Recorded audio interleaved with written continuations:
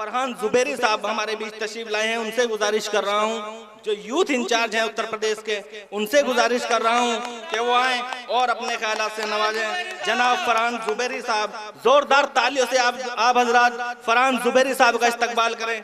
जनाब फरहान जुबैरी साहब।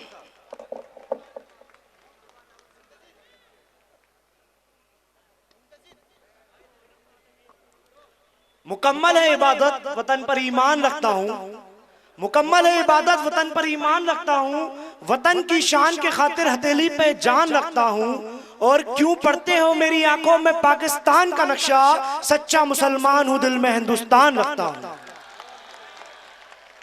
मुस्तकबिल के IAS, मुस्तकबिल के IPS, मुस्तकबिल के इंजीनियर्स, मुस्तकबिल के डॉक्टर्स और मुस्तकबिल में कौम मिल्लत की रहनुमाई करने वाले बहट के मेरे नौजवान साथियों, सबको अस्सलाम वालेकुम व रहमतुल्लाहि व बरकातहू। देखिए, यहाँ पर बहुत सारे मुकर्रिर आएंगे, बहुत सारे स्पीकर आएंगे, बहुत सारी बातें आपको बताएंगे।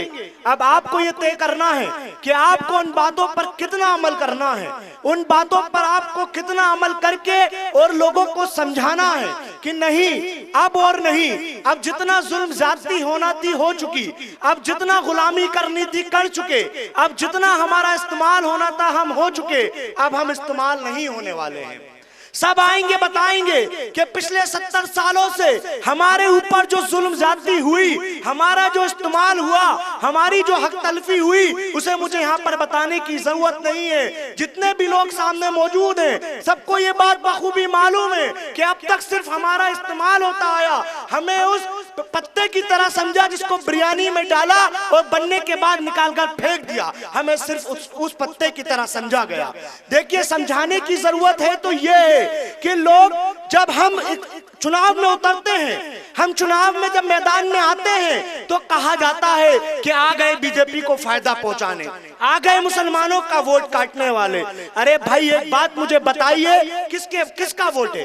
आपकी अम्मा दहेज में वोट लेकर आई थी, किसका वोट है? ये हमारा वोट है, हमारी मर्जी, हम चाहे जिसे दे। और इंशाअल्लाह ताला इस बार 2022 के विधानसभा चुनाव में हम बता देंगे कि नहीं, इस बार अगर वोट कटवा कोई साबित होंगे तो वो बहुजन समाज पार्टी होगी, वो समाजवादी पार्टी होगी, वो कांग्रेस पार्टी होगी। इस बार MIM का डायरेक्ट मुकाबला बीजेपी से है। कोई दूसरी पार्टी जो उतरेगी हमारे खिलाफ, जो मुस्लिम मेजोरिटी सीट पर अपने मुस्लिम कैंडिडेट देगी, तो साफ साफ समझ लीजिएगा कि ये बीजेपी को फायदा पहुंचाने के लिए आ रहे हैं। मुझे ये बात ऐसी बताने की जरूरत नहीं है। आपको मालूम है, अभी कुछ दिन पहले एक फोटो वायरल हुआ, RSS के मुखिया मोहन भागवत के साथ कौन मुलाकात कर रहा था? मुझे बताने की जरूरत है, सबको मालूम है वो मुलायम सिंह यादव थे। मुलायम सिंह यादव पार्लियामेंट में खड़े होकर मोदी को शुभकामनाएं देते हैं, कहते हैं कि हम दुआ करते हैं कि मोदी प्रधानमंत्री बने, और ये लोग हमसे कहते हैं कि हम बीजेपी को फायदा पहुंचाएंगे। अरे हमारी तारीख वो है, हमने हमेशा इस मुल्क के लिए कुर्बानियां दी। हमने आजादी की जंग से लेकर अब तक हम लोग कुर्बानियां देते आए। CA NRC का बिल हो, चाहे कोई भी लड़ाई हो, सबसे पहले अगर संवैधानिक तरीके से कोई लड़ाई लड़ने वाला है तो वो हम लोग हैं। अलीगढ़ मुस्लिम यूनिवर्सिटी के अंदर जब इसी उत्तर प्रदेश की पुलिस ने हमारे ऊपर जुल्म ज्यादती की, हमारे ऊपर बर्बरता से लाठी चार्ज किया, तो फिर किसने आवाज उठाई? बताइए कौन लोग वो थे? तो ये लोग आपके बीच में नहीं आएंगे, ये लोग आपके लिए लड़ाई नहीं लड़ेंगे, ये लोग सिर्फ आपके बीच में तब आएंगे जब आपके वोटों का इस्तेमाल किया जा रहा होगा। जब आपके वोट देने की बारी आएगी तब आपसे कहेंगे कि नहीं, अब हमें वोट दीजिए, हम आपके हक की बात करेंगे। अरे भाई, पिछले 70 सालों से कौन इस मुल्क को चला रहा था? किसकी सरकारें थी? इन्हीं so called secular party, Samajwadi, BSP, Congress, इन्हीं लोगों की पार्टी थी ना, इन्हीं लोगों की सरकार थी ना।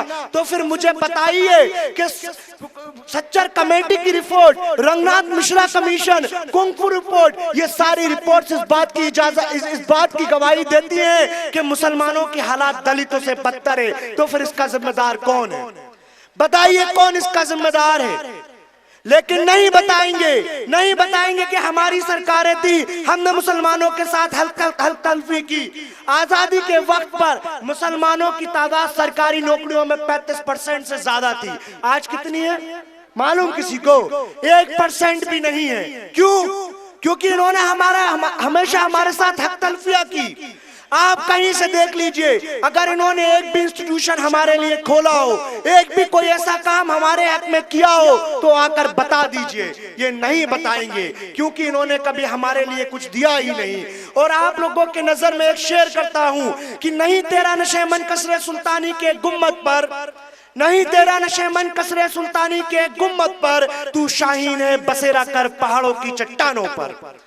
और ज्यादा लंबी चौड़ी तकरीर करने का मकसद भी नहीं है। कुछ चीजें जो बतानी जरूरी थी वो आपके सामने रख दी गई हैं। अब आपको फैसला करना है कि आपको फिर से अपना वोट गड्ढे में डालकर यानी कि समाजवादी और बीएसपी को देना है या अपने हक की आवाज उठाने वाले उस शेर हिंद जनाब बैरिस्टर असदुद्दीन ओवैसी की पार्टी के विधायकों को देना है। ये आपको तय करना है। हम तो चले जाएंगे, हमें आपके यहाँ से विधायकी नहीं लड़नी है, हमें आपके यहाँ से लोकसभा नहीं लड़ना है। आपके बीच के लोग ही आपकी रहनुमाई करेंगे। हमारे सदर का भी मकसद यही है, हमारा भी मकसद यही है कि नहीं, अब अपने लोगों के बीच में से हम कायद पैदा करेंगे, अपने लोगों के बीच में से अब हम लीडर पैदा करेंगे। और आज हम अगर बैठ की सरजमीन पर तशरीफ लेकर आए हैं तो इसका मकसद सिर्फ और सिर्फ एक ही मकसद है कि आपके बीच में से हम आपको शेर बनाने आए हैं। अब डरने की घबराने की जरूरत नहीं है। हिंदू धर्म संसद होता है, वहां मुसलमानों को कत्लेआम की बात की जाती है, लेकिन उन पर कोई मुकदमा नहीं होता। और यही फरहान जुबैरी अगर अलीगढ़ मुस्लिम यूनिवर्सिटी के अंदर खड़े होकर कोई प्रोटेस्ट कर देता है तो उस पर एनएसए लगा दी जाती है। मुझ पर एनएसए लगाई थी योगी सरकार ने। मैं सवाल करना चाहता हूं इन लोगों से, अगर हम कुछ हक संविधान के दायरे में भी बोलते हैं तो ये हम पर एनएसए लगा देते हैं, सेडिशन लगा देते हैं, यूएपीए लगा देते हैं, तो फिर उन धन संसद में बोलने वाले कत्लेआम करने वाले लोगों के खिलाफ अब तक कोई कानूनी कार्रवाई क्यों नहीं हुई? कल एक बयान और आया उस अजीब सी शक्ल वाले का, उसने कहा, आप लोगों को शायद मालूम भी नहीं होगा, कल एक बयान आया है, ट्वीट किया है सदर साहब ने भी और हमने भी, उसमें उसने कहा है कि ओवैसी साहब की गर्दन काट देंगे। है मेहमत, ये कत्लेआम की बात करते हैं, हम संविधान में रहकर बात करते हैं और हम सरकार से मुतालबा करते हैं और दरखास्त करते हैं कि इन लोगों पर लगाम लगा दी जाए, वरना अंजाम बहुत बुरे होंगे। हम संविधान में रहकर संविधान की बात करने वाले हैं, हमें संविधान के दायरे में रहने दिया जाए, हम पर जोर जबरदस्ती इतनी ना की जाए कि हम मजबूर हो जाएं। आखिरी शेर के साथ मैं अपनी बात को खत्म करता हूं। भाई तू जब अपने पीठ के खंजर को तलाश कर, भाई तू जब अपने पीठ के खंजर को तलाश कर, दरिया को छोड़ समंदर को तलाश कर, अब तो इस मुल्क के हाकिम से कुछ ना होगा, हजरत उमर जैसा रहबर तलाश कर।